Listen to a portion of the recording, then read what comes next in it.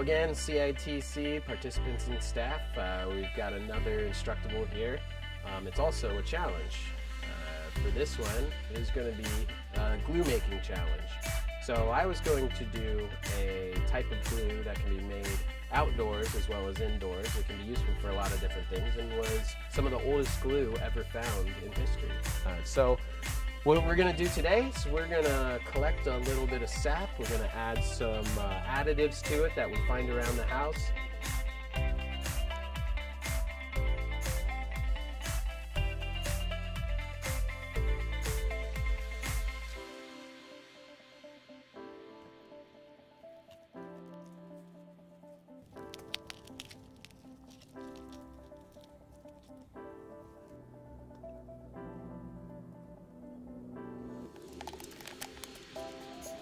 But first thing we're going to do now that it's all melted and liquidy is we can start picking out the pine needles, picking out the little bits, and just kind of scooping them off to the side, bringing them up the wall a little bit, and then when it all cools off, you can just kind of flake them off. So we just want to get that glue with the least amount of solids in it as possible. So we can use this glue as is. It's at its thinnest it will be, so it's got applications for certain things. And then we can also throw in a few additives to make it more suitable for different applications. We're gonna go ahead and throw in one of my favorite additives, which is just simple charcoal that you can get from a fire.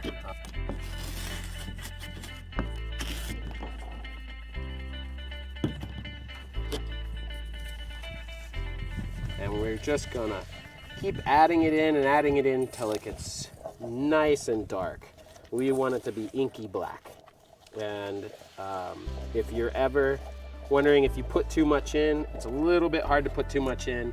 I've even put as much as half and half in, and it really helps make it a lot more dense.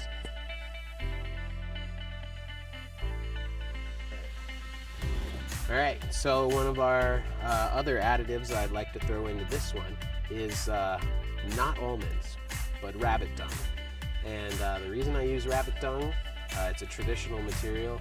It's the fiber that's in it. And rabbits, they eat their food, it passes through, and then they'll eat it again. And what happens is it makes a lot of nice, really tiny fibers that are devoid of nutrients, and when you add them into the glue mixture, they adhere to the glue a lot better, and it acts as a rebar to help make it a little more structurally shock resistant. So as I'm adding this, what I like to do with the dung is I like to throw it in and stir it up while it's still warm, and as it thickens up, if it is not taffy-like, I keep adding more. As you keep adding it, it starts getting thicker and thicker. And if you can get little chunks while it's hot, like that, then you know you've added enough.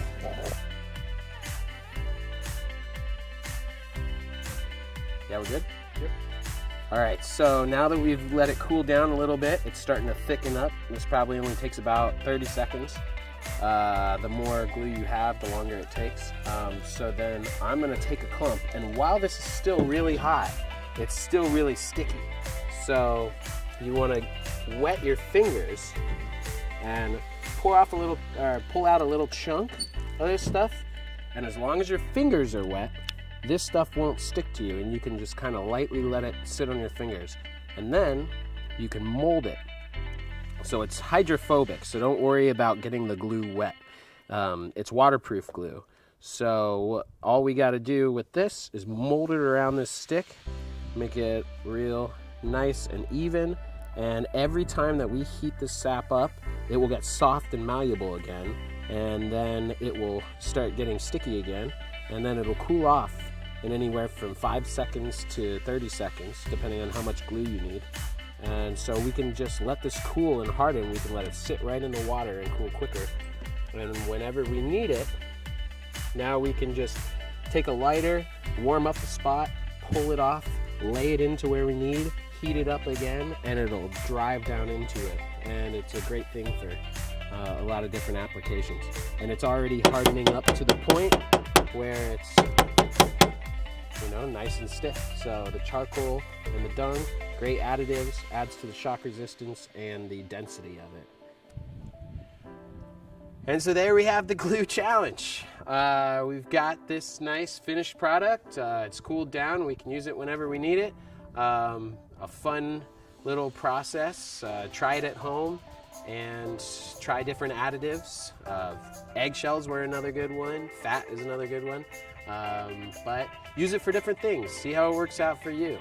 And also, take that challenge and let's post something, different type of glue that you might be able to make from home. So thanks for watching, and get out and enjoy. Get out and enjoy. And if you ever see almonds on my shelf, make sure to look twice.